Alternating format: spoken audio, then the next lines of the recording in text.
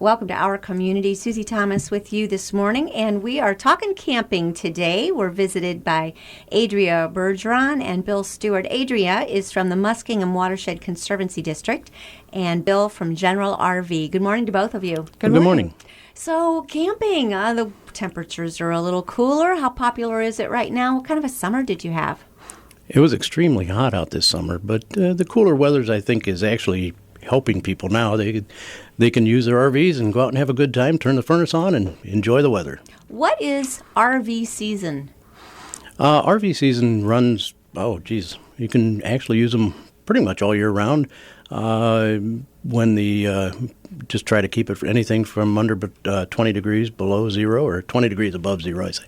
And you can use them pretty much all through the summer season, into the fall, and put them away for the winter time and get them out in the spring again. I heard you say turn the furnace on. RVs have furnaces now? Oh, yeah. They have furnaces. They have heat pumps. They have fireplaces in them now that you can actually, go in and enjoy yourself and stay nice. A gas fireplace, or do you chop down the wood? And Oh, no, it's a gas fireplace that you use on the inside of it. That's amazing, but it puts out heat, right? Oh, yeah, it puts out heat. So you feel like you're inside a home. Oh, it is, yeah. A lot of them are just as nice as your home. And do people now I forgive my ignorance, but I am fascinated by this because it sounds like a lot of fun. It sounds like what a great way to do vacation. Oh, it is. You're in your home, but you're just on wheels going wherever you want. Yeah, usually with friends and family, which is even better. Yes. Okay, and how do you get gas mileage on these? How does the gas mileage turn out? Because it's a big tank to fill, yes? Well, it depends. It depends on the type of coach that you have. Fuel mileage and that stuff will vary, but usually if you're out having fun and that kind of stuff, the fuel mileage is somewhat irrelevant. Well, there you go. That's a very good point. Is it economical to vacation this way? Oh, it's much more economical, and it's a lot more fun and a lot more enjoyable going out and traveling with your own bed and your own food that you have, and the ability to go to the refrigerator and get what you want to eat when you want to eat it. You're not on any type of a schedule as such. It's a real nice way to travel and enjoy and see things. A lot of times, if you're in an airplane or something like that, you can see the Grand Canyon from up above. But once you get down into there and you get into some of these, the hills and the valleys and all that good stuff, you get to actually see what's out there, which is really, really neat. I've always said everybody needs to see the country from the ground at least one time, just to take a cross-country drive and really see the states, not from bird's eye view through the clouds, but really on the ground, because it's different, isn't it? Oh, it is. It's definitely different. You get the opportunity to see and to experience all kinds of things, which you wouldn't really get to experience if you're up in a plane and looking at it from, like you say, a bird's eye view. So the majority of it is, getting back with nature, and there's no way better to do that other than with friends and family. Is there a way to do both at the same time, Bill? Because I'm thinking of the moms who, they're on vacation too, and sometimes cooking and making beds is not really what I would call a vacation, and yet you're taking your house with you and you continue to do all the same things you would do at home. It's just you're doing it in a cooler place. Well, I don't know. From the guy's point of view, I'm sorry. What's wrong with that? I said that like it was a bad thing. Yeah. Yeah. From the guy's point of view, I have no problem with that. If I don't make a bed, it's okay. Yeah. But somebody's doing the cooking. Do you lend a hand there? Well, unfortunately, I don't lend a hand to cooking or anything like that. Okay. I let everybody know that I do religious cooking. Uh-huh. Okay, it's either a burnt offering or a sacrifice. So most people don't really enjoy my cooking. Easy way to get off the cooking detail. Yes. You found the way. I found out that I cannot do that. Well, I guess where I'm going is, if a family wanted to do some of this and some hitting the restaurants, can you work it out so that you can do both? Oh, sure. There's a lot of places where you can pull into, and get out of the RV and go in and, dine at almost any restaurant. A lot of places, they have, actual sites that you can pull in and, design for that. I'm thinking also of family locations that you want to go. Let's say Disney, Universal Studios. Let's say Washington D.C. Let's say Grand Canyon is a given.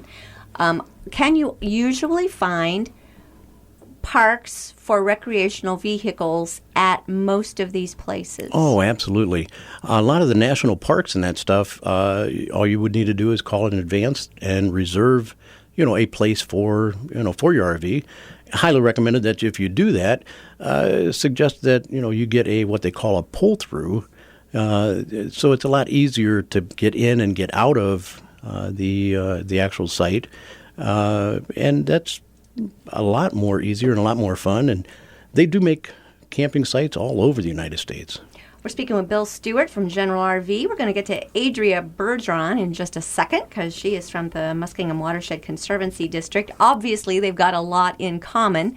They love camping as well. But before we leave you, Bill, or before we move on to a few more topics, take us through an RV. How fancy are these now? I think the last one, I've got to tell you, we've all seen National Lampoon's Christmas Vacation a few too many times, and you think of that thing in your backyard, and you're thinking, okay, not so much.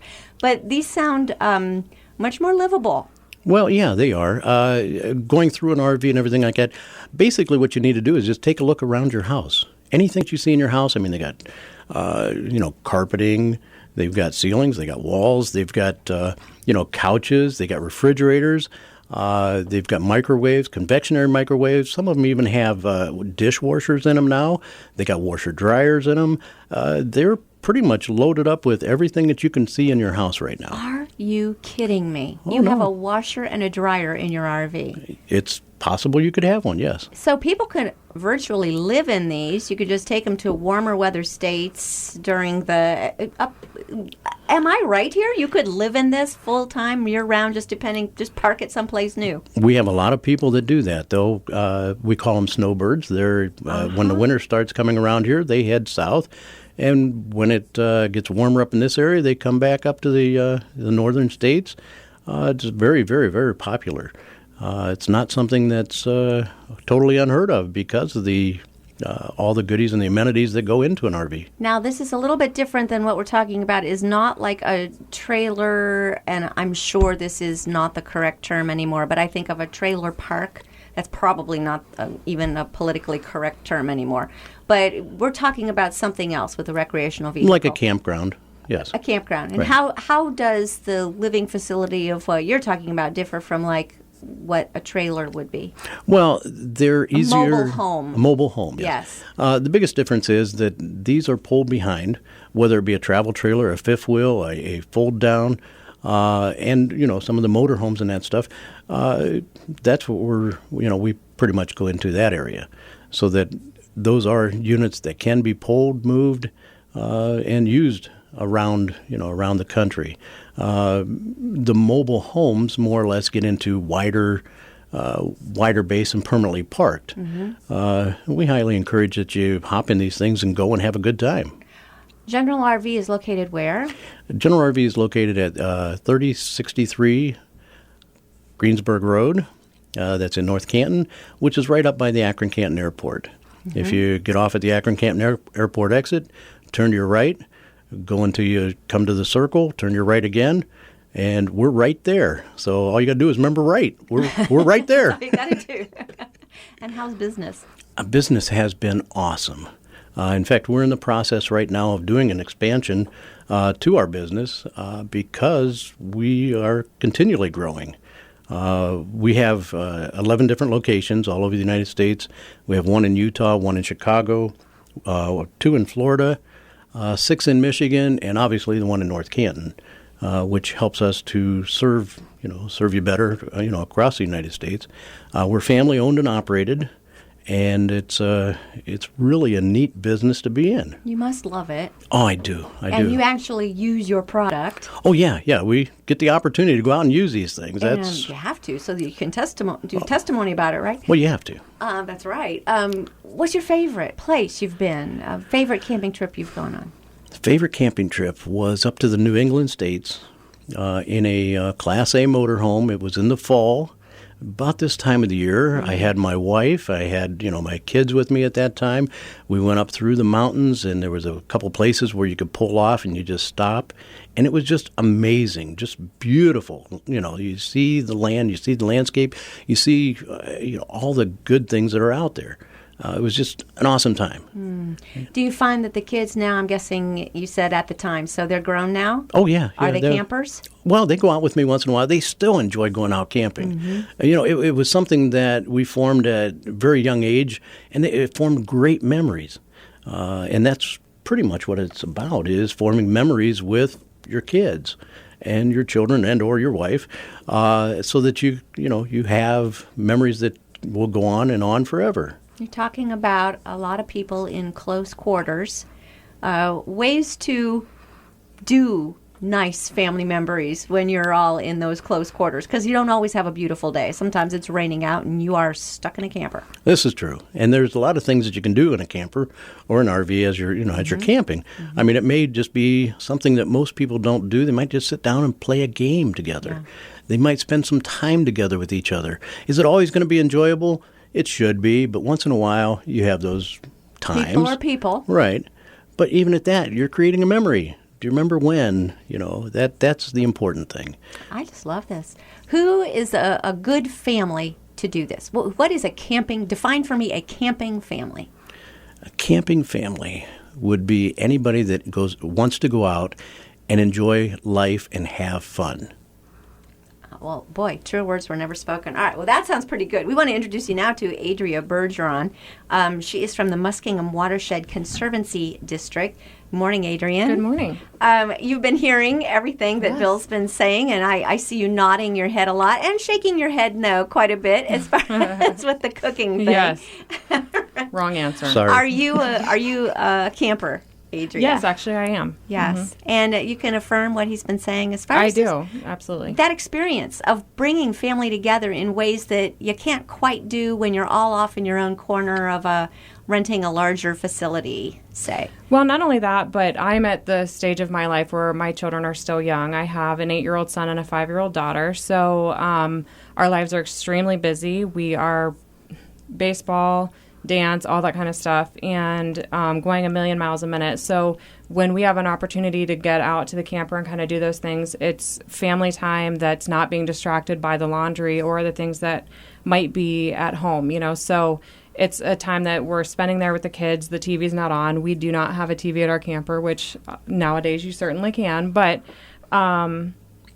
it's really the quality time with the kids that we have that's greatly appreciated. So. What kind of culture shock do the kids go through at first when you completely unplug? I'm guessing that no TV at first, probably they stare at each other, then like, what are we going to do? Do you let them have phones, or they're kind of young for that No, still? They don't either. But our kids, and I bet you it would surprise you, because I think a lot of times when you take that stuff away, the kids actually go outside. The first thing they want to do is they want to ride their bikes. They want to go play on the playground. They want to go, my son loves to fish, and we camp on one of the Muskingum Watershed lakes where we have lakes at all of them. So you just do a lot of stuff outdoors versus the need of an electronic device or anything like that. So, nope, they're usually, you get there and they're off and running doing something else. So there's no withdrawal. You're making it sound awfully wonderful. Okay, Bill Stewart is with General RV. Adria Bergeron is from the Muskingum Watershed Conservancy District. I knew I'd mess it up. Muskingum Watershed Conservancy District. It's a mouthful. It's a bit of a mouthful, It is. but that's all right. We'll get it. And we're going to find out much more about it after these words. You're listening to Our Community.